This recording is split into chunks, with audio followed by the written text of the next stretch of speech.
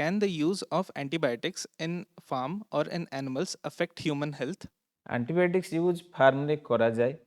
तार proper surveillance under रे veterinary doctors अच्छी तार गाइडलाइंस अच्छी जे ए एनिमल्स को एतिकी एंटीबायोटिक्स तार यूज कि रोग प्रतिरोधक दि जाए एक्चुअली आम मैंने समस्ते खाली चिकेन केबे देखी चिकेन रो ग्रोथ केते रैपिडली होउची इवन फिश भी एंटीबायोटिक्स यूजटा भी कॉमनली हो चलती तो ता द्वारा कौन होची सेही एनिमल आम एवं रोसे कर खाई सारा पर भी एंटीबायोटिक्स आम देह को जाऊँगी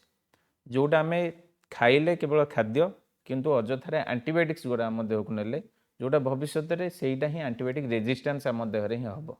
यहाँ खाली नुहे कि ब्रॉयलर कुकुड़ा फिश इवन भेजिटेबल्स